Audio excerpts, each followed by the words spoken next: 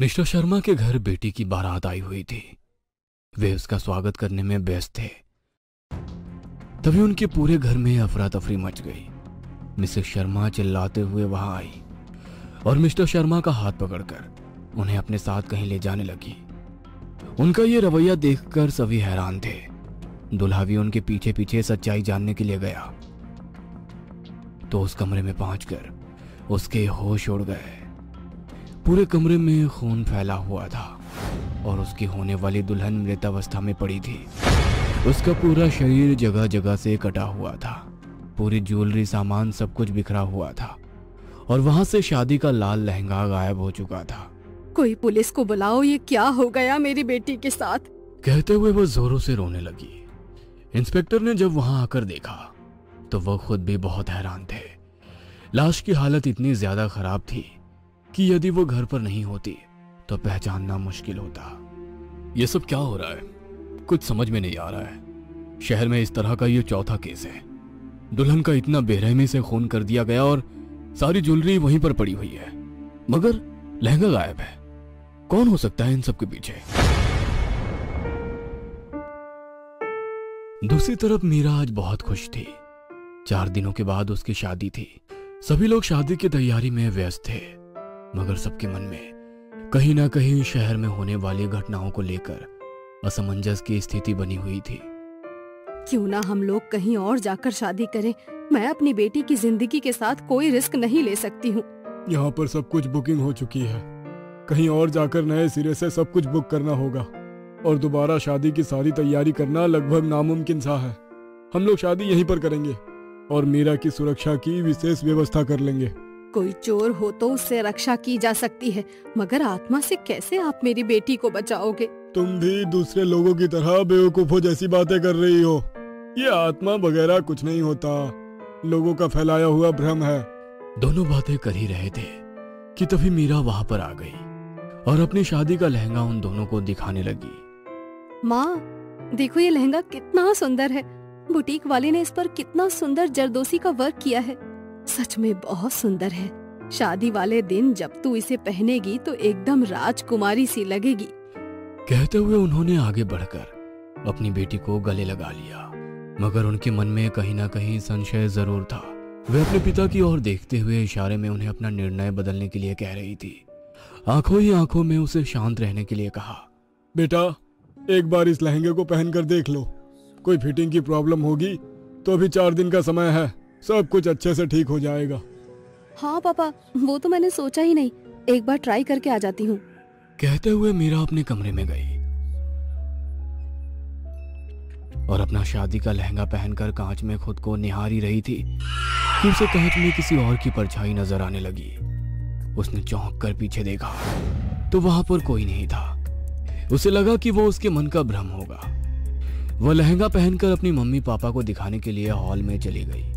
कमरे में खिड़की के पास लगी हुई विंड चाइम जमीन पर गिर गई और कमरे की लाइट्स अपने आप बंद चालू हो रही थी। देर रात जब मीरा खिड़की के पास बैठी अपने होने वाले पति से फोन पर बातें कर रही थी, तभी उसे ऐसा महसूस हुआ कि उसके पीठ पर कुछ गर्म हवाएं आ रही है, जैसे कोई तेजी से उसके पीछे सांस ले रहा हो। बाहर सर्दी का मौसम है और खुली हुई खिड़की। ऐसे में पीठ पर गर्म हवा महसूस होते ही वो मुस्कुराते हुए बोली, मुकुंद के बच्चे, चुपचाप मेरी बातें सुनता है? रुक, तुझे अभी बताती हूँ मैं। कहते हुए वो अपने भाई को मारने के लिए पलटी तो पीछे कोई नहीं था। वो कमरे में उसे ढूंढने लगी, मगर कमरे में कोई नहीं था। वो बेफिक्र होकर दोबारा मोबाइल पर बात करने लगी। दूसरे दिन मीरा की हल्दी की रस्म थी। उसकी सहेलियां और दूसरे रिश्तेदार उसके साथ मस्ती मजाक करते हुए उसे हल्दी लगा रहे थे। तभी उसके पूरे शरीर पर तेज खुजली होने लगी और हल्दी का कलर पूरा काला हो गया था। अरे ये कैसा अपशगुन हो गया है, हल्दी पूरी काली हो गई है। अब क्या होगा? ऐसे शुभ मौके पर ये सब क्यों हुआ है? अरे आंटी, आप बेकार ही परेशान हो रही हैं। आजकल सब कुछ केमिकल वाला होता है। हो सकता है हल्दी में कोई केमिकल मिला हो, इस कारण हल्दी का रंग काला हो गया हो। मीरा, तू जल्दी से उठकर नहा ले ताकि तेरी स्किन पर कोई साइड इफेक्ट ना हो। अपनी सहेली के कहने पर मीरा तुरंत नहाने के लिए चली गई, मगर वो इस बात से अनजान थी कि बाथरूम में लगे हुए बड़े से मिरर में से एक साया उसे देख रहा है। वो नहा ही रही थी कि शावर में से पानी की जगह खून आना शुरू हो गया। पूरा बाथरूम लाल हो गया। वह आधी सी नहाकर बाथरूम से बाहर आ गई। उसे समझ नहीं आ रहा था कि उसके साथ ये सब क्या हो रहा है, क्योंकि इतना सब कुछ वहम नहीं हो सकता। अब उसके मन में भी भय पैदा हो गया कि कहीं ऐसा ना हो कि उसके शादी वाली रात उसकी भी मौत हो जाए। डर के कारण वो कमरे के एक कोने में बैठी थर थर कांप रही थी। तभी उसके पापा वहां आए। वह तुरंत उनके गले लगकर रोने लगी और उन्हें अपने मन की बात बता दी। अरे ये सब तुम्हारे मन का वहम होगा। हल्दी के ऊपर साबुन लगाते हैं तो उसका रंग लाल हो जाता है, पता है ना। हो सकता है तुमने हल्दी छुड़ाने के लिए साबुन लगाया होगा, वही लाल पानी पूरे बाथरूम में फैल गया और तुम बेकार ही डर गई। अरे कल तुम्हारी शादी है और मैं नहीं चाहता कि मेरी बेटी अपनी शादी में यूं डरी डरी से घूमे। चलो अब जल्दी से मुस्कुरा दो। कहते हुए उन्होंने उसे गुदगुदी कर दी। वो भी खिलखिलाती हुई हंसकर अपने पापा के गले लग गई। आधी रात को जब वो सो रही थी तो उसे बिस्तर में काफी ठंड होने का एहसास होने लगा। ऐसा लगा वो बर्फ की सिल्ली पर लेटी हुई है। वह ठंड से कांप उठी। उसके पास ही उसकी माँ सो रही थी। वो भी उसके इस तरह उठने से तुरंत उठकर बैठ गई। क्या हुआ तुझे? क्यों परेशान दिख रही है? माँ माँ माँ वो। मीरा उन्हें सब कुछ बताना चाहती थी मगर उसके मुंह से शब्द नहीं निकल पा रहे थे। उसकी माँ को लगा शायद कल शादी है इसीलिए घबरा रही होगी। उन्होंने उसे पकड़कर अपने गले लगा लिया मगर मीरा पूरी तरह से ठंडी पड़ी हुई थी। उसे समझ में नहीं आया कि ऐसा क्यों हुआ, मगर वे अपनी बेटी को हर हाल में कल सुरक्षित रखना चाहती थी। उन्होंने तुरंत अपने भाई को फोन कर गांव से अपने गुरुजी को लाने के लिए कह दिया था। पूरे घर में मेहमानों की धूम मची हुई थी। सभी लोग बारात के आने का इंतजार कर रहे थे मगर मीरा की माँ के मन में बहुत डर था। मीरा भी डरते हुए तैयार होने लगी। तभी उसके कमरे में लाइट बंद चालू होने लगी और कांच में से एक साया उभर कर बाहर आया और उसे देखकर मीरा की चीख निकल गई। ये शादी मत करो, मना कर दो, बारात वापस भेज दो। कौन हो तुम और ये क्यों कर रही हो? शादी के बाद जिंदगी बर्बाद हो जाती है, जीवन में कुछ भी नहीं बचता। मेरी मानो शादी मत करो। किसने कहा शादी के बाद जिंदगी खराब हो जाती है? मैं क्यों तुम्हारे कहने पर शादी नहीं करूं? मैं तो शादी जरूर करूंगी। यदि तुम्हें शादी करनी ही है तो मैं तुम्हें जिंदा नहीं छोड़ूंगी, तुम्हें मरना होगा। शादी करने के बाद मरने से अच्छा है कि तुम अभी मर जाओ। कहते हुए वो अपने बड़े नाखूनों से मीरा के ऊपर वार करने ही वाली थी कि तभी गुरुजी वहां आ गए। रुक जा, मुझे पता था कि तू यहाँ जरूर आएगी। तू मीरा को नहीं मार सकती है।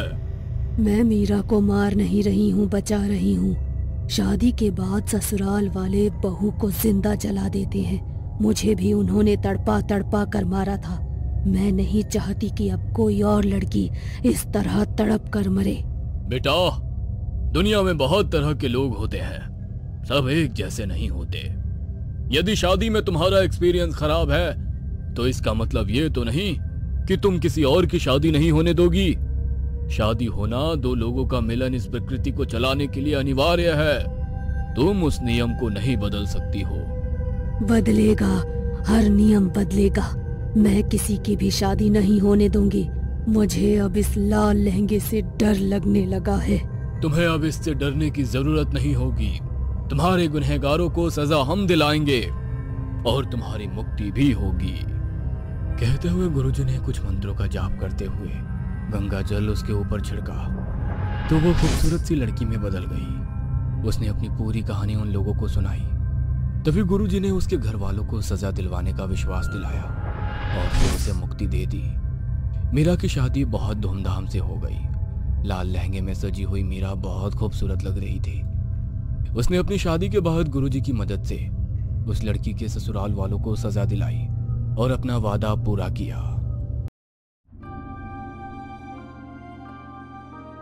ये कहानी है अक्षय की, जो अभी थोड़े समय पहले ही इंडियन आर्मी में ज्वाइन हुआ था और वो अपनी पोस्टिंग के बाद पहली बार घर जा रहा था।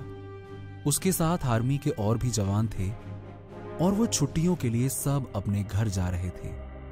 अक्षय आज बहुत खुश था, लेकिन उसे क्या मालूम था कि आज उसके साथ कुछ ऐसा होने वाला है जिसके बारे में उसने कभी सोचा भी नहीं था। अक्षय ट्रेन में अपने सभी सामान के साथ चढ़ गया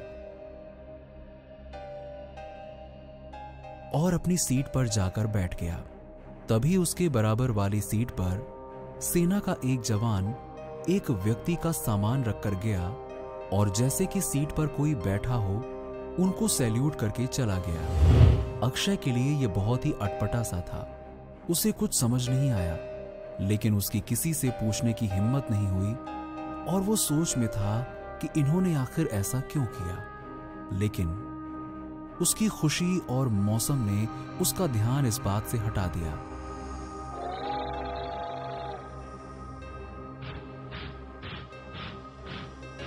थोड़ी दूर जब ट्रेन चल चुकी थी तो उसने महसूस किया कि उसके बराबर वाली सीट पर कोई बैठा है।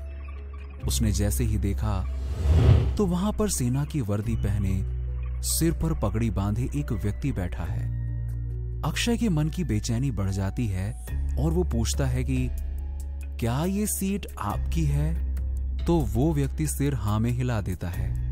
अक्षय उनकी वर्दी और उनके मेडल्स देखकर समझ जाता है कि ये आर्मी में कैप्टन है, इसीलिए इनका सामान रखने आर्मी के जवान आए होंगे। वो ये सब अपने मन में सोच ही रहा होता है कि ये सोचते सोचते न जाने कब उसे नींद लग जाती है।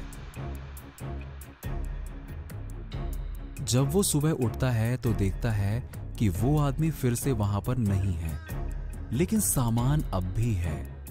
उसके मन में सवालों का बवंडर उठ रहा था कि इतने में ही स्टेशन आ जाता है, इतने में फिर से सेना के जवान आते हैं और खाली सीट को सैल्यूट करके सामान उठाने लग जाते हैं। अब अक्षय से रुका नहीं जाता और वो पूछता है कि यहां जो बैठे थे वो कहां गए?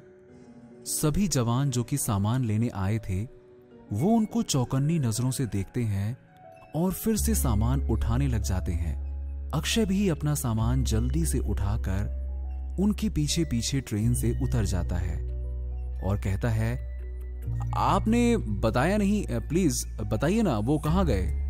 तभी एक जवान पीछे मुड़ता है और कहता है, तुम सेना में हो और तुम्हें इनके बारे में नहीं पता? अक्षय को थोड़ा अजीब लगता है, लेकिन वो ना में सर हिला देता है। उसकी उत्सुकता को देखते हुए उनमें से एक जवान रुक जाता है और कहता है कि ये बाबा हरभजन सिंह जी का सामान है। अक्षय ने पूछा कि वो कहां गए? तो उन्होंने कहा कि वो शहीद हो चुके हैं। अक्षय ने उनकी तरफ देखा और कहा, आप ये सब क्या कह रहे हैं? वो तो मेरे बराबर में बैठे हुए थे, मैंने देखा है। तभी वो जवान मुस्कुराया और बोला, हाँ हाँ तुमने देखा होगा। अक्षय को अब कुछ समझ नहीं आ रहा था कि ये चक्कर क्या है। अक्षय बोला, अभी तो आपने कहा कि वो शहीद हो चुके हैं और अभी आप कह रहे हैं कि हाँ देखा होगा। भला जो व्यक्ति इस दुनिया में ही नहीं है उसे मैं कैसे देख सकता हूं? और तो और आप उनका सामान क्यों और कहां ले जा रहे हैं? तभी वो जवान बोला कि ये बात तुम्हारी समझ में तब तक नहीं आएगी जब तक तुम्हें उनकी पूरी कहानी नहीं पता होगी।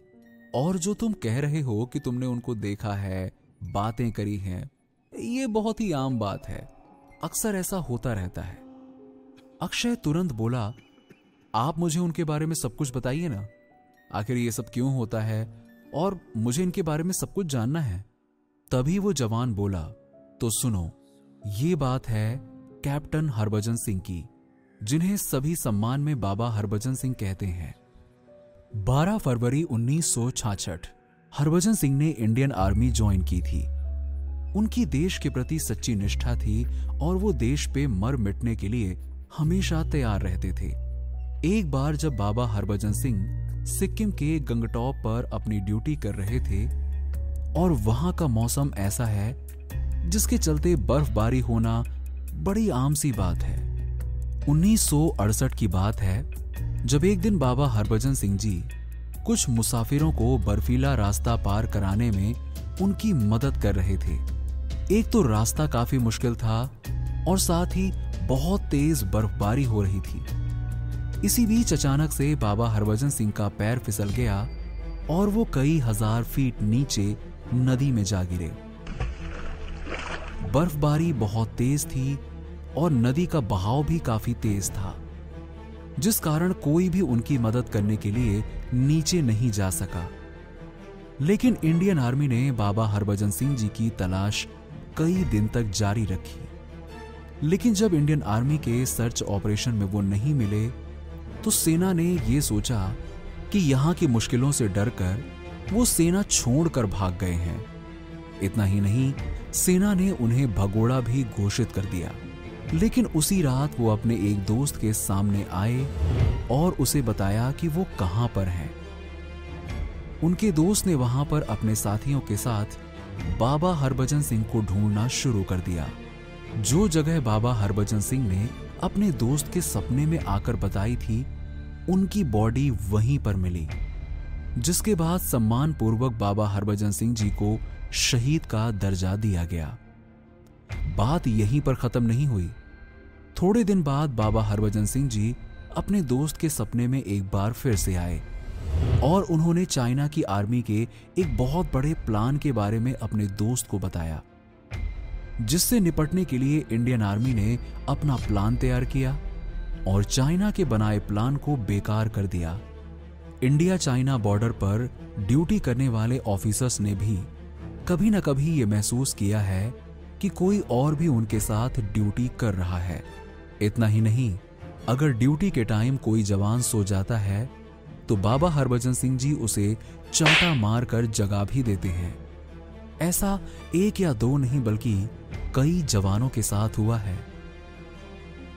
बाबा हरभजन सिंह के मरने के बाद भी उनके अंदर देशभक्ति का जो जज्बा था वो नहीं मरा, जिसके कारण वो आज भी देश की सेवा कर रहे हैं।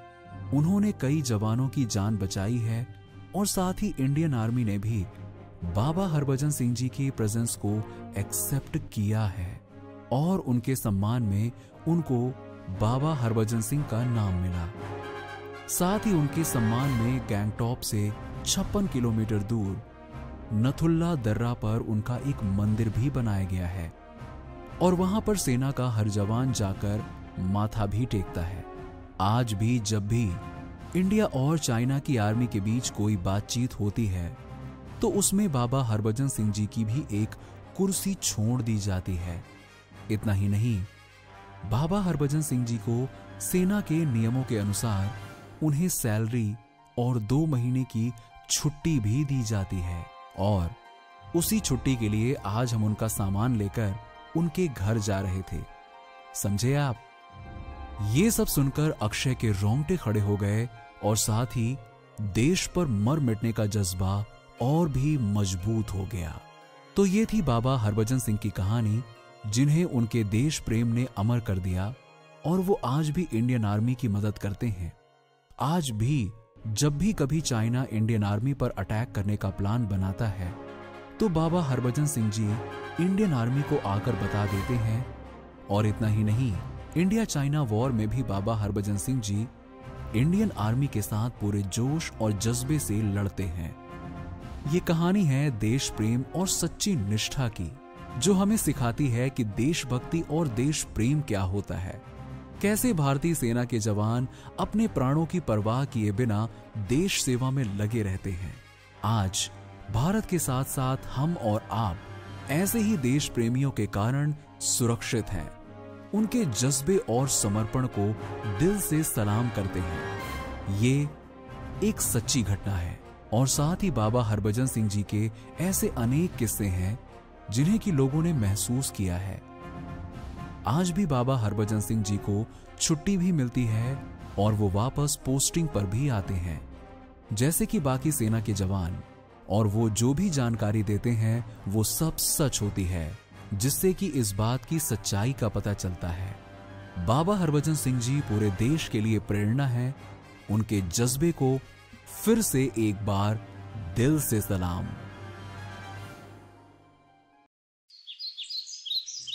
गर्मियों की छुट्टियों के बाद आज स्कूल का पहला दिन था, जहां रोहन अपने तीनों दोस्त सुमन, प्रिया और पवन के साथ स्कूल पहुंचता है। तभी स्कूल के दो बच्चे आपस में बातें कर रहे होते हैं कि कैसे गर्मियों की छुट्टियों में एक बड़ा हादसा स्कूल के अंदर हुआ, लेकिन किसी को भी उस हादसे के बारे में कुछ नहीं पता। अब ऐसा सुनकर सुमन उन दोनों बच्चों के पास जाती है और कहती है, तुम किस बारे में बात कर रहे हो? आखिर क्या हुआ गर्मियों की छुट्टियों में? तुम्हें नहीं पता क्या? वो टीचर उनकी। इतना कहते ही बेल बज गई और सभी बच्चे अपने अपने क्लास में चले गए। इस बात पर ज्यादा ध्यान ना देते हुए सुमन भी अपनी क्लास में चली जाती है। चारों दोस्तों को म्यूजिक का बहुत शौक था। इतने में ही रोहन कहता है, अरे यार, आज स्कूल का पहला दिन है, क्यों ना चलकर म्यूजिक वाले टीचर से मिल लेते हैं। वैसे भी कुछ टाइम में ही कंपटीशन होने वाला है, उसके लिए तैयारी भी तो करनी है। इतना कहकर सभी दोस्त म्यूजिक रूम की तरफ जाने लगते हैं। म्यूजिक रूम के गेट को एक लाल कपड़े से बांधा हुआ है। ये देखकर पवन उस लाल कपड़े को जल्दी से खोलकर साइड फेंक देता है और गेट में धक्का मारकर अंदर जाता है। म्यूजिक रूम काफी गंदा पड़ा हुआ था। चारों तरफ धूल मिट्टी थी और अंधेरा। चारों धीरे धीरे रूम में जाने लगते हैं। इतने में प्रिया को महसूस होता है कि किसी ने उसका पैर पकड़ लिया है। प्रिया जोरों से चीखती है तो उसके दोस्त पूछते हैं क्या हुआ। तभी वो बताती है, किसी ने मेरा पैर पकड़ा हुआ है, मैं हिल भी नहीं पा रही हूँ। सभी दोस्त डर जाते हैं और बाहर की तरफ भागने ही लगते हैं कि सामने का दरवाजा बंद हो जाता है। अब किसी को भी कुछ भी समझ में नहीं आता। तभी रोहन को याद आता है कि गेट के पास ही लाइट का स्विच है। वो तुरंत स्विच को दबा देता है और लाइट ऑन हो जाती है और वहां चारों देखते हैं कि उनके आसपास कोई भी नहीं है और प्रिया का पैर किसी ने पकड़ा हुआ नहीं था। वो कुर्सी में फंस गया था, जो देखने में ऐसा लग रहा था कि किसी ने पैर पकड़ा हुआ है। अब ये देखकर सभी हंसने लगते हैं। इतने में ही चारों देखते हैं कि गेट भी अपने आप बंद नहीं हुआ था। असल में गेट हवा की वजह से बंद हो गया था। अब वो लोग शांत होते हैं और आसपास पड़े म्यूजिक इंस्ट्रूमेंट को साफ करते हैं। इतने में ही लाइट चली जाती है। तभी प्रिया कहती है, यार, मुझे यहाँ कुछ ठीक नहीं लग रहा है, चलो क्लास में चलते हैं। ऐसा कहकर चारों अपने अपने क्लास में जाने लगते हैं। तभी सामने से गेट खुलता है और एक आदमी खड़ा होता है, जिसे देख चारों डर कर पसीना पसीना हो चुके थे। तभी रोहन पूछता है, तुम कौन हो, ऐसे क्यों खड़े हो? लेकिन आदमी कुछ नहीं बोलता।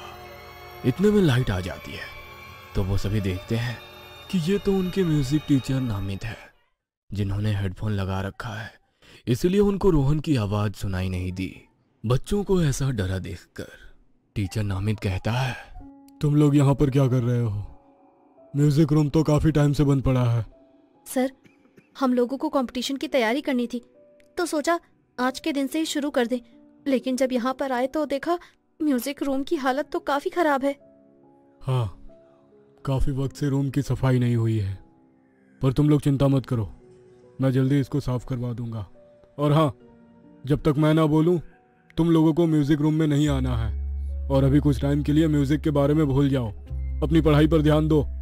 मुझे ठीक लगेगा तो मैं तुम्हें अपने पास बुला लूंगा।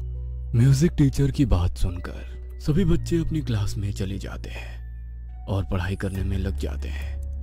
और जब सुमन अपने दोस्तों से बात कर रही होती है कि तभी वो देखती है कि क्लास के बाहर से उसकी एक टीचर नेहा, जो कि हिंदी पढ़ाया करती थी, वो उसे काफी देर से घूर रही है और बहुत अजीब तरीके से बिना पलक झपकाए बस घूरे जा रही है। सुमन ने अपने दोस्तों को बताया और जैसे ही उसके दोस्तों ने देखा जहां टीचर खड़ी थी तो वहां उन्हें कोई भी दिखाई नहीं देता है। इस बात पर भी सुमन कुछ खास ध्यान नहीं देती है और अपना स्कूल खत्म करके वापस घर आ गई। रात के करीब 8 बजे चारों दोस्तों के पास उनके म्यूजिक टीचर का मैसेज आया कि मुझे स्कूल ग्राउंड में 8:30 बजे तक मिलो। अब टीचर का मैसेज देखकर सारे बच्चे खुशी खुशी स्कूल जाने के लिए निकल जाते हैं। तभी उनके पास एक और मैसेज आता है कि पीछे वाले गेट से आना, क्योंकि मेन गेट पर चौकीदार होगा। इस पर सभी बच्चे स्कूल के पीछे वाले छोटे गेट से अंदर की तरफ आते हैं और ग्राउंड में अपने टीचर का इंतजार करने लगते हैं कि उन्हें पास में एक बास्केटबॉल मिलती है। और चारों डिसाइड करते हैं कि जब तक टीचर आते हैं क्यों ना बास्केटबॉल खेल लेते हैं। तभी प्रिया देखती है कि स्कूल की बिल्डिंग में कोई परछाई घूम रही है जो काफी तेजी से इधर से उधर जा रही है। ये देखकर वो काफी हैरान हो जाती है क्योंकि इस वक्त स्कूल में कोई भी नहीं है इन चारों के अलावा, और अगर कोई होता भी तो इतनी तेजी से कैसे भाग सकता था। वो अपने सभी दोस्तों को बुलाती है और देखने को कहती है, लेकिन जैसे ही उसके दोस्त देखते हैं वहां उन्हें कोई भी परछाई नहीं दिखाई देती। और इतने में ही सभी को स्कूल की बिल्डिंग पर एक और औरत दिखाई देती है। इतनी रात को ऐसे औरत को खड़ा देखकर सभी डर जाते हैं और जोर जोर से उसको आवाज देने लगते हैं। और तभी वो औरत वहां से गायब हो जाती है। सभी डर जाते हैं और उन्हें लगता है कि कहीं वो औरत नीचे ना गिर गई हो, इसीलिए सभी भागते हुए जाते हैं, लेकिन वहां उन्हें कोई दिखाई नहीं देता। इस पर पवन कहता है, ये सब क्या था? वो औरत कहाँ गायब हो गई? ऐसा कैसे हो सकता है? कहीं कोई हमारे साथ प्रैंक तो नहीं कर रहा? इतने में ही वहां पर सीटी बजाते हुए और डंडा लेकर एक गार्ड आता है जो उनको डांटते हुए कहता है, तुम बच्चे इतनी रात में यहाँ क्या कर रहे हो? तुम स्कूल के अंदर कैसे आए? आज के बाद यहाँ दिखाई मत देना, वरना मैं तुम्हारी कंप्लेंट प्रिंसिपल से कर दूंगा। ऐसा कहकर वो सभी बच्चों को वहां से बाहर निकाल देता है। उनके जाने के बाद गार्ड जैसे अपनी कुर्सी पर बैठने के लिए जाता है, वहां एक लाश बैठी हुई थी जो काफी खौफनाक लग रही थी। गार्ड डरते हुए पीछे होता है, तभी उसके कंधे पे कोई सड़ा हुआ हाथ रखता है जिसमें से खून निकल रहा था। गार्ड डरते हुए पीछे मुड़ता ही है कि वो भूत उस गार्ड को मार देता है।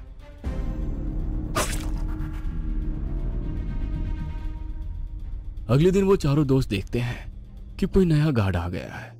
इस पर प्रिया कहती है कि अच्छा हुआ वो गार्ड नहीं आया, वरना हमें डांट जरूर पड़ती। इस पर रोहन कहता है, वो तो ठीक है, लेकिन कल सर ने हमें बुलाया लेकिन वो खुद ही नहीं आए। आखिर कहाँ रह गए थे सर? चलो चलकर सर से पूछते हैं। ऐसा कहकर सभी दोस्त म्यूजिक टीचर के पास जाने लगते हैं। तभी उन्हें म्यूजिक टीचर दिख जाते हैं जो कॉरिडोर में खड़े होकर उनको देख रहे थे। चारों उनके पास जाते हैं और कहते हैं, सर कल आप आए क्यों नहीं? हम लोग आपका इंतजार कर रहे थे। हाँ, मुझे कुछ काम आ गया था। तभी सुमन देखती है कि एक बार फिर वही नेहा टीचर उसे अजीब तरीके से घूर रही है, लेकिन इस बार सुमन अपने दोस्तों को नहीं बताती और टीचर के पीछे पीछे जाने लगती है। वह टीचर आगे आगे जाते हुए एक न्यूज एरिया में जाती है जहां पर स्कूल की सारी न्यूज और आर्टिकल्स रखे होते हैं। वहां जाकर टीचर अचानक ही कहीं गायब हो जाती है और ये देखकर सुमन डर जाती है। सुमन वहां से जाने लगती है, तभी उसके पैर में न्यूज़पेपर गिरता है। उस न्यूज़पेपर को उठाकर सुमन पढ़ना शुरू करती है तो वो देख के हैरान हो जाती है कि जिस टीचर को 2 दिन से वो स्कूल में देख रही है, उस टीचर की डेथ तो 40 दिन पहले ही हो चुकी थी इसी स्कूल की बिल्डिंग से गिरकर। अब ये देख सुमन बहुत डर जाती है और पेपर को लेकर अपने दोस्तों के पास जाने लगती है, लेकिन वो देखती है कि उस टीचर की आत्मा उसको अब हर जगह दिखने लगती है। वो डर कर किसी को कुछ नहीं बताती और स्कूल के बाद अपने घर चली जाती है, लेकिन अब वो आत्मा सुमन का पीछा करने लगी थी। सुमन ने अपने दोस्तों को सारी बात बता दी। सुमन रात में अपने सभी दोस्तों के साथ स्कूल जाती है इसका पता लगाने के लिए। जैसे ही वो सभी स्कूल के हॉल में आते हैं, वहां की लाइट ऑन ऑफ होने लगती है और अब सभी को मरी हुई टीचर की आत्मा दिखाई देने लग जाती है, जो दिखने में काफी खौफनाक थी। उसके सर से खून बह रहा था। यह देख सभी वहां से भागते हुए म्यूजिक रूम में चले जाते हैं, जहां प्रिया एक अलमारी से टकरा जाती है और अलमारी का गेट खुल जाता है, जिसमें से गार्ड की सड़ी हुई लाश बाहर गिर जाती है। यह देख सभी दोस्त चीखने लगते हैं और अब वहां की लाइट भी ऑफ हो जाती है। तभी पवन कहता है, जरूर इस गार्ड को उसी आत्मा ने मारा होगा जो हमारे पीछे पड़ी है। जल्दी से भागो यहाँ से, वरना सभी मारे जाएंगे। इसके बाद सभी दोस्त भागते हुए स्कूल के गेट के पास आते हैं और बाहर जाने ही वाले होते हैं कि तभी पीछे से उनका म्यूजिक टीचर आता है और कहता है, क्या हुआ? तुम सभी ऐसे क्यों भाग रहे हो?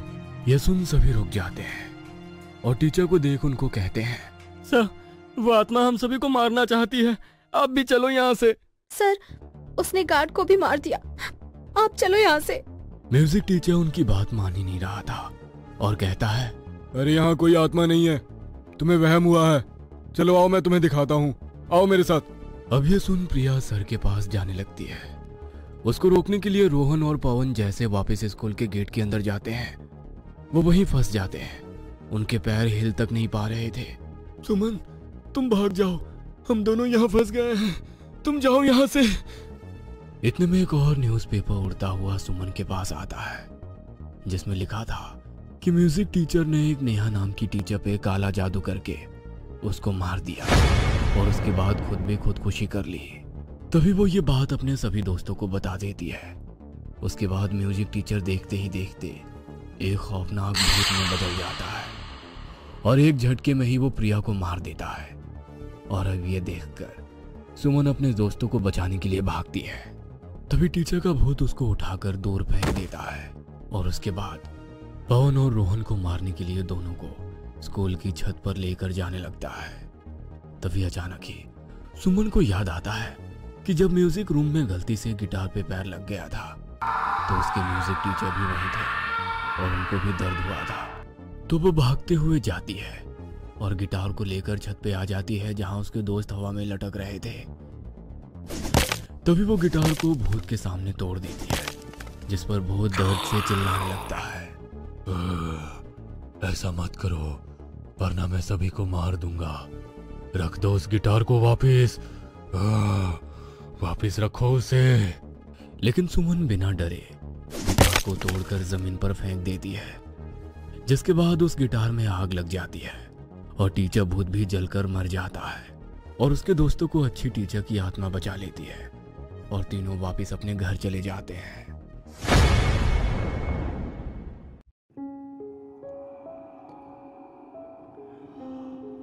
ऑफिस से थका हारा रोहन अभी घर लौटा ही था कि अचानक से उसका फोन बजने लगा। उसने फोन उठाया तो फोन उसके कलीग का था। गुस्से में उसने उसका फोन कट कर दिया। तभी उसके फोन पर मैसेज आया, मुझे पता है आज ऑफिस में बॉस ने तेरी क्लास ले ली है, तुझे जल्द ही चैनल के लिए एक खास रिपोर्ट बनानी है। मेरे पास एक ऐसी खबर है कि तू खुश हो जाएगा, जल्दी से मेरे घर पहुंच। रोहन ने दियान के बुलाने पर तुरंत अपनी बाइक उठाई और दियान के घर पहुंच गया। वहां पर गया तो दियान ड्रिंक्स और स्नैक्स लेकर रोहन का इंतजार ही कर रहा था।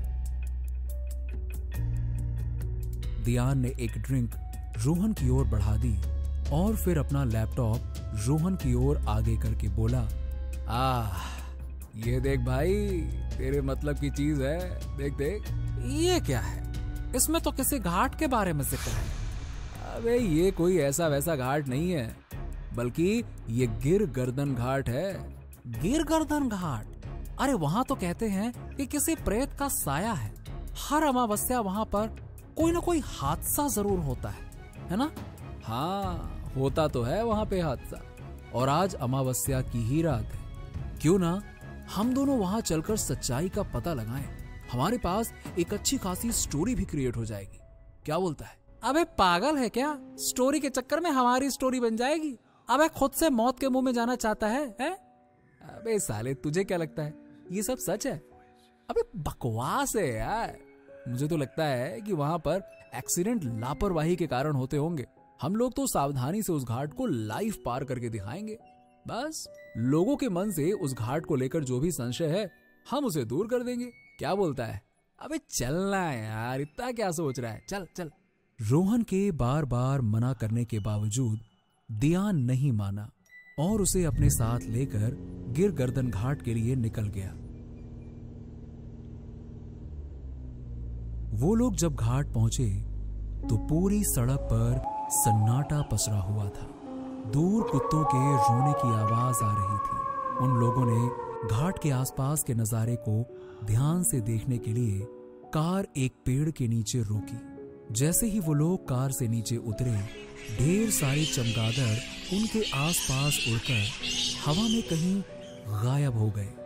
ये देख दोनों को थोड़ा डर सा लगने लगा। घाट के शुरुआत में ही एक भैरव जी का मंदिर था, जिसमें एक अघोरी साधना कर रहा था।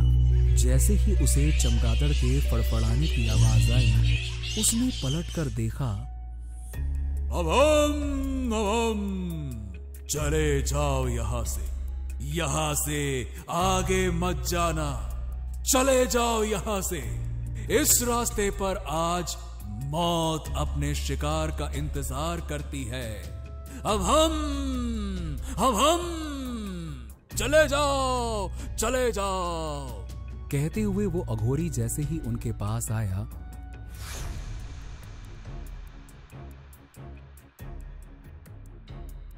अरे कुछ भी अनाप शनाप बोले जा रहे हैं। रोहन, वो देखो, वो इस घाट के ऊपरी छोर पर कुछ लोग नजर आ रहे हैं, देखो। कहते हुए दियान ने रोहन को लाइव जाने का इशारा किया।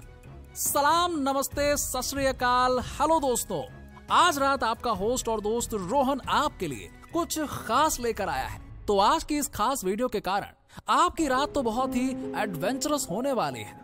तो लेडीज एंड जेंटलमैन, आपके सस्पेंस को खत्म करते हुए मैं बता रहा हूँ कि हम लोग गिर गर्दन घाट आए हुए हैं। और आज की यह वीडियो इसलिए खास है क्योंकि आज है नो मून नाइट।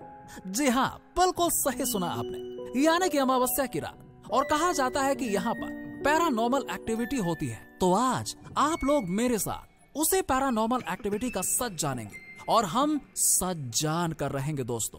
तो आइए दोस्तों मेरे साथ और हम लोग चलते हैं गिर गर्दन घाट के सफर पर। रोहन कैमरा ऑन करता है और दोनों गाड़ी में बैठकर घाट की चढ़ाई शुरू कर देते हैं। रोहन, तुम्हें क्या लगता है कि हमें यहाँ सच में कोई पैरानॉर्मल एक्टिविटी देखने को मिलेगी? अब यार ये तो वक्त ही बताएगा। देखिए दोस्तों, घाट के ऊपरी हिस्से में कुछ लोग हमारा इंतजार कर रहे हैं। हम लोग बस कुछ ही पलों में उनके पास होंगे और आप लोगों की तरह हम भी जानने को बेकरार हैं कि आखिरकार वहाँ पे कौन खड़ा है। बने रहिएगा मेरे साथ, कहीं जाइएगा मत। हम सब कुछ आज जानेंगे इस लाइव वीडियो में। और जब तक हम लोग वहां पहुंचे दोस्तों, फटाफट आप लोग इस वीडियो को लाइक और शेयर कर दीजिएगा ताकि ज्यादा से ज्यादा लोग हमारे इस एडवेंचर का हिस्सा बन सके। ए भाई देखो वहां कौन है, देखो। दोनों उन लोगों पर अपना कैमरा फोकस करते हुए आगे बढ़ रहे थे। उधर ऑफिस के कंट्रोल रूम में उन दोनों का बॉस बहुत गुस्सा हो रहा था। अबे यार, ये दोनों बेवकूफ मेरा चैनल बंद करवा के रहेंगे। अरे क्या नजर आ रहा है वहाँ? कुछ भी तो नहीं है। पता नहीं ये लोग क्या दिखाने की कोशिश कर रहे हैं। सुदीप, यहाँ कंट्रोल पैनल से इन लोगों का लाइव रोक दो। बॉस के कहने पर सुदीप लाइव रोकने की कोशिश कर रहा था, मगर वो नाकामयाब हो गया। सर, लगता है कंट्रोल पैनल में कोई खराबी आ गई है, ये लाइव रुक नहीं रहा है। What the hell is going here? Go and call the engineer. दूसरी तरफ रोहन और दियान कार से आगे बढ़ रहे थे। थोड़ा सा ऊपर चढ़े ही थे कि कार का टेम्परेचर बहुत डाउन हो गया। दोनों ठंड से कांप रहे थे। यार दियान, ये अचानक से ठंड क्यों बढ़ गई? ओह, मैंने सुना है कि आसपास कोई नेगेटिव एनर्जी हो तो ठंड बढ़ जाती है। हाँ, ठंड तो है, लेकिन प्लीज यार रोहन, बकवास मत करो। मौसम ठंड का है तो ठंड तो लगेगी ही ना। तभी कार की डिग्गी पर कुछ गिरने की आवाज आई। दियान ने अपनी कार का बैक व्यू मिरर एडजस्ट किया तो डिग्गी पर एक अजीब सा इंसान बैठा हुआ था। दियान उसे देखकर डर गया। वो रोहन को इशारे से उसकी ओर कैमरा करने के लिए कह रहा था, मगर रोहन तो वहां पर था ही नहीं। रोहन, तुम कहां चले गए? रोहन! दियान डरते हुए कार से नीचे उतरकर रोहन को आवाज दे रहा था। तभी उसका फोन बजा। फोन उसके बॉस का था। अरे ये सब क्या बकवास लगा रखी तुमने? अभी अपना लाइव बंद करो। सर, आपको बकवास लग रहा है, मगर यहाँ रोहन गायब हो गया है। अभी आपने देखा लाइव में कि वो मेरे साथ था, मगर अचानक से कहीं चला गया, कहीं गायब हो गया वो। अच्छा, गायब हो गया। क्या तुमने ज्यादा पी ली है क्या? अरे रोहन वहीं कार में बैठा हुआ है और तुम उसे रिकॉर्ड कर रहे हो, लाइव में साफ नजर आ रहा है। क्या लगा रखा है? बॉस के बोलने पर दियान ने तुरंत कार की तरफ देखा तो साइड की सीट पर रोहन बैठा मुस्कुरा रहा था। उसने कैमरे में से रोहन को देखा तो वहां पर वो अजीब सा इंसान बैठा हुआ नजर आ रहा था। काली चोंगा पहने हुए उस शख्स की आंखें लाल चमक रही थीं। दियान को कुछ भी समझ नहीं आ रहा था कि ये सब क्या हो रहा है। तभी उसको आसपास के वातावरण से अजीबोगरीब आवाज आने लगी। ऐसा लग रहा था कि हवाएं भी उसे कुछ कहने की कोशिश कर रही हैं। वो ठंड में भी पसीना पसीना हो रहा था। उसने ऊपर की तरफ देखा जहां पर कुछ लोग खड़े हुए थे। अब वहां कुछ भी नहीं था। ये सब कैसे हो गया? कुछ समझ नहीं आ रहा है। हे भगवान, हे भगवान। वो अपना सर पकड़कर जमीन पर बैठ गया। तभी रोहन कार से बाहर निकला और मुस्कुराते हुए बोला, क्या हुआ? डर गए क्या? अरे मगर डरना मत। नहीं नहीं नहीं, डरना नहीं। अरे भूत वूत कुछ नहीं होता है। अरे ये तो एक छलावा होता है। कहते हुए रोहन फिर से उसी साए में बदल गया। ये देख दियान की चीख निकल गई। जैसे ही वो चीखा, ढेर सारे चमगादड़ उड़ते हुए वहां पर आ गए। उन सबकी भी आंखें लाल थी। अजीब तरह से चीखते हुए वो सभी चमगादड़ सायों में बदल गए। सभी दियान के आसपास उड़ रहे थे। उस काले चोंगे वाले साए ने आगे बढ़कर दियान का हाथ पकड़ लिया। दियान अपना हाथ उससे छुड़ाकर डरते हुए तेजी से भागने लगा। तो वो भागते भागते किसी चीज से टकराकर जमीन पर गिर गया। जैसे ही उसने उस चीज को देखा, उसके होश उड़ गए। वो रोहन की लाश थी।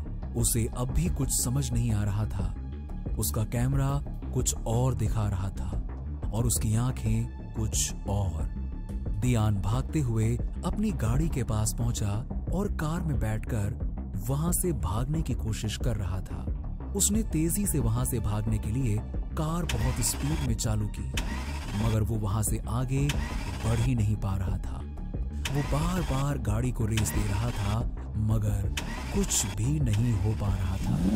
तभी अचानक एक झटके से गाड़ी चलने लगी और गाड़ी पर से उसका कंट्रोल खत्म हो गया। गाड़ी जाकर सीधा खाई में गिर गई। अगले दिन जब गाड़ी टो करके निकाली गई तो गाड़ी के अंदर से रोहन और दियान दोनों की ही लाश थी। दियान और रोहन गिर गर्दन घाट का राज उठाने के लिए गए थे, मगर खुद ही राज बनकर रह गए। कार में से जो कैमरा बरामद हुआ उसमें उस समय की घटना की जो लाइव वीडियो थी, वो देखकर हर कोई हैरान था।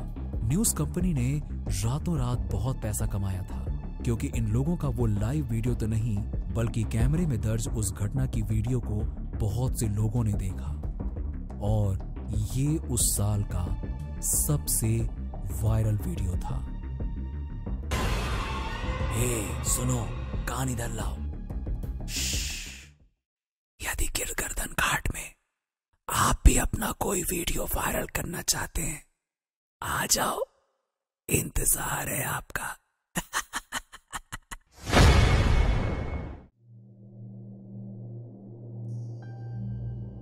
और दोस्तों, क्या टॉक शॉक हो रही है? कुछ नहीं, शैतान को ही याद किया था कि तू आ गया। वैसे अच्छा हुआ तू आ गया। चल दारू पिला। अबे दारू छोड़ दी हमने। वैसे भी दारू पीना बुरी बात होती है। दारू पीने से लीवर सड़ जाता है, और एक बार जो लीवर खराब हो गया तो तेरी टाएं टाएं फीस ही समझो। अगर तुम ऐसा बोल रहे हो तो ठीक है, आज से मेरा भी दारू बंद। अबे चल झूठे मक्कार आदमी, तू कल फिर बदल जाएगा। अरे यार, कसम से नहीं बदलूंगा मैं। ऐसा है तो चल फिर तू कसम खा ही ले कि आज के बाद कभी भी दारू नहीं पिएगा। तेरी कसम नहीं पीऊंगा। अबे मेरी कसम खाकर मुझे मारना चाहता है क्या? तू लिच्चड़ ही रहेगा। अच्छा चल, तेरी ना मेरी दादी की कसम। तेरी दादी कब की लुढ़क चुकी है, सबको पता है। तो ठीक है, नानी की कसम। तेरी नानी कौन सी जिंदा है बे? अबे यार, तुम लोग भी हाथ धोकर पीछे पड़ जाते हो। चल मेरी कसम। खुद की कसम खाने की जरूरत नहीं है, किसी ब्लैक या व्हाइट डॉगी की कसम खा ले। ब्लैक एंड व्हाइट डॉगी की कसम। यार विवेक, बड़ी खुशी के साथ कहना पड़ रहा है कि एक बंदा सच में कम हो गया है। चल अब जल्दी से 3 पैक बना ले। अबे ये क्या है, कैसा बैग? अबे हमारे पास केवल 1 बोतल दारू है, 1 बोतल दारू बंदे 4। ये तो बहुत नाइंसाफी है ना। तो तेरी कुर्बानी ले ली गई है। अबे भाड़ में गई ऐसी कुर्बानी, भाड़ में गया ब्लैक एंड व्हाइट डॉगी। मेरा भी पैक बनाओ बस। हंसी मजाक बहुत हो गया, अब बोलो कहाँ चलना है? हम मेरे मामा के बंगलो चल रहे हैं, चाबी साथ लाया हूँ।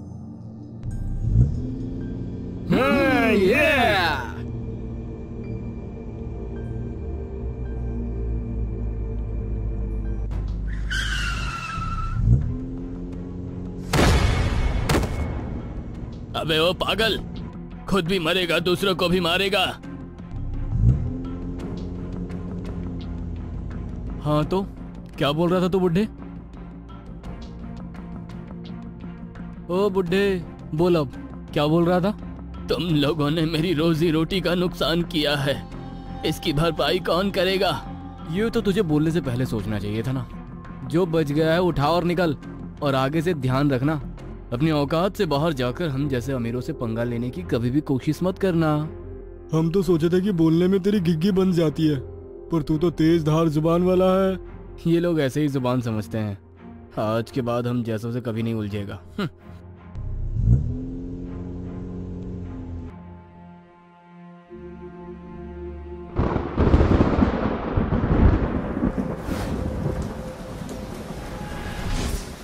तुम अमीर लोगों ने आज एक गरीब को दर्द दिया है, अब परमात्मा तुम लोगों को सबक सिखाएगा।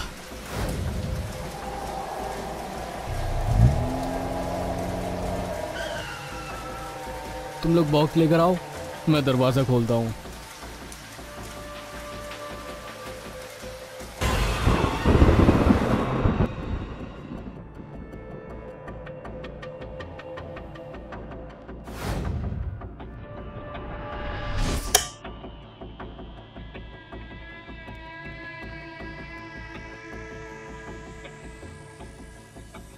तो दोस्तों ड्रिंक पार्टी शुरू करें, बॉक्स खोलें।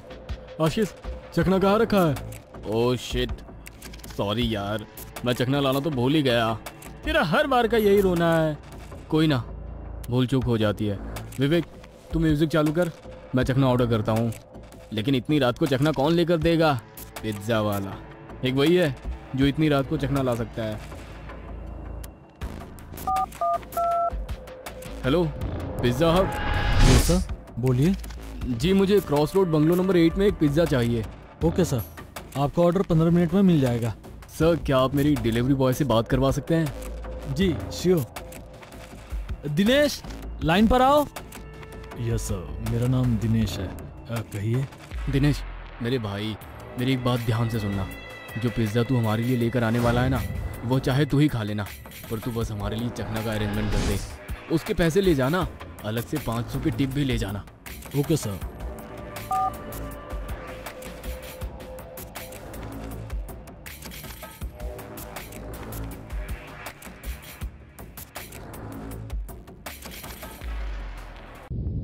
अबे यार, ये क्या हो रहा है? बिना पिए ही घर कैसे हिलने लग गया? कहीं इस घर में भूत तो नहीं? भूत नहीं, भूकंप आया है। देखना कुछ देर बाद सब ठीक हो जाएगा। मैंने कहा था ना भूकंप है। देखो सब ठीक हो गया है ना। लगता है चखना वाला आ गया, मैं देखता हूँ। सर आपने चखना और पिज्जा ऑर्डर किया था, ये लीजिए बिल। अरे काहे का बिल? छोड़ो 2-4 रुपए को यार, 500 का पिज्जा है, तुम खा लो। सर क्यों गरीब से मजाक कर रहे हैं? पिज्जा और चखना मिलाकर टोटल 800 रुपये हुए। आप मुझे पैसे दीजिए, मुझे और डिलीवरी करनी है। तो फिर जाओ ना, रोका किसने है? सर प्लीज पैसे दे दीजिए। क्या पैसा लगा रखा है रे तू? हाँ, जिस शॉप से तू पिज्जा लेकर आया ना, उस शॉप को मैं ये खड़े खड़े खरीद सकता हूँ और रातों रात 100 दुकान खड़ी कर सकता हूँ। क्या समझा? सर आपको जो खरीदना है खरीद लीजिए, जो बनाना है बनाइए, लेकिन फिलहाल 800 रुपये दे दीजिए। तुझे 800 रुपये चाहिए? आजा अंदर, मैं देता हूँ। बचाओ बचाओ।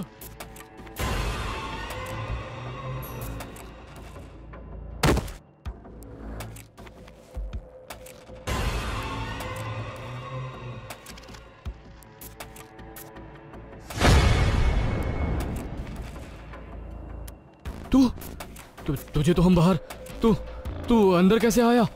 बदला लेने आया हूँ। पहचाना नहीं? नकुल? नकुल, हाँ मैं। लेकिन तुम तो मर चुके हो। हाँ, मर चुका हूँ, लेकिन मेरे मरने का कारण तो तुम चारों अमीर बिगड़ैल घमंडी लड़के ही थे। उस दिन भी तुम लोगों ने मेरे साथ वही किया था जो आज किया। याद है ना तुम सबको कि भूल गए?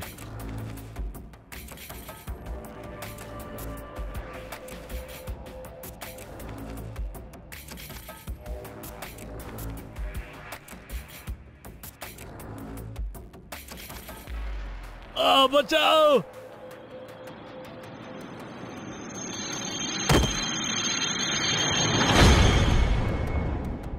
हमें माफ कर दो नकुल, हमसे बहुत बड़ी गलती हो गई। मैंने भी उस दिन बहुत हाथ पैर जोड़े थे, पर तुम लोगों ने मेरी एक नहीं सुनी। मेरी गरीबी का मजाक उड़ाते रहे, इसलिए आज मैं तुम लोगों की नहीं सुनूंगा। बचाओ! बचाओ! बचाओ! बचाओ! बचाओ! तुम लोग कितना भी चिल्लाओ, गला फाड़ लो, लेकिन कोई भी बचाने के लिए नहीं आने वाला, क्योंकि आज तुम चारों घमंडी लोगों की मौत निश्चित है। परमात्मा ने इंसाफ कर दिया। बचाओ! बचाओ! बचाओ! बचाओ!